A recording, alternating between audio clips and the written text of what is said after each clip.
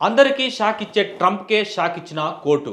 America అధ్యక్షుడు Trump విధించిన టారిఫ్లను అమలు చేయడాన్ని యుఎస్ ఇంటర్నేషనల్ ట్రేడ్ కోర్టు నిలిపివేసింది. ట్రంప్ పరిపాలనలో ప్రపంచవ్యాప్తంగా అనేక దేశాలపై సుంకాలు విధించడాన్ని అంతర్జాతీయ అత్యవసర ఆర్థిక అధికారాల చట్టం ప్రకారం సమర్థించడానికి ప్రయత్నించగా న్యాయస్థానం తేల్చి చెప్పిన తీర్పు అతనికి పెద్ద ఎదురుదెబ్బగా మారింది. అధ్యక్షుడికి ఉన్న అధికారాలు అపరిమితమని ట్రంప్ సర్కారు వాదించినా కోర్టు స్పష్టంగా ఇది రాజ్యాంగ విరుద్ధమని పేర్కొంది. వాణిజ్య సంబంధాలను నియంత్రించే అధికారాన్ని అమెరికా రాజ్యాంగం కేవలం కాంగ్రెస్కే ఇచ్చిందని కోర్టు తేల్చింది.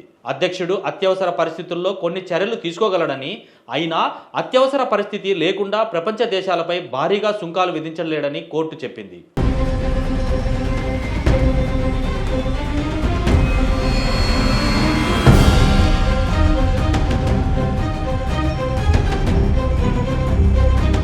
ఈ విచారణలో ఆసక్తికరంగా ట్రంప్ ప్రభుత్వం భారత్ పాకిస్తాన్ మధ్య ఉద్రిక్తతల విషయాన్ని ప్రస్తావించింది. ట్రంప్ విధించిన టారిఫ్ల ప్రభావంతోనే భారత్ పాక్ మధ్య కాల్పుల విరమణ ఒప్పందం సాధ్యమైందని వాదించింది. అయితే ఈ వాదనను కోర్టు పూర్తిగా తోసిపుచ్చింది. వాణిజ్య సుంకాలు విధించడం వల్ల రెండు దేశాల మధ్య శాంతి చర్చలు జరిగాయన్న వాదనకు సరైన ఆధారాలు లేవని కోర్టు పేర్కొంది. ట్రంప్ సర్కారు లిబరేషన్ డే పేరుతో చైనా, భారత్, యూరప్ తదితర దేశాలపై భారీ టారిఫ్లు విధించిన సమయంలో ఇది అత్యవసర పరిస్థితి కింద వస్తుందన్న అంశాన్ని కూడా కోర్టు తోసిపుచ్చింది.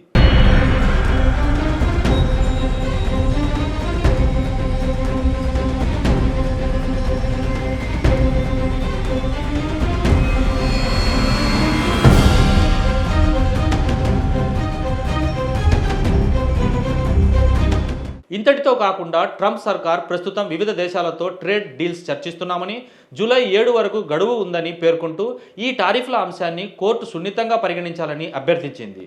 కానీ కోర్టు అంగీకరించలేదు. ఇప్పుడు ఈ తీర్పుతో ట్రంప్ పాలనలో ఉన్న టారిఫ్ విధానాల భవితవ్యంపై అనిశ్చితి నెలకొంది.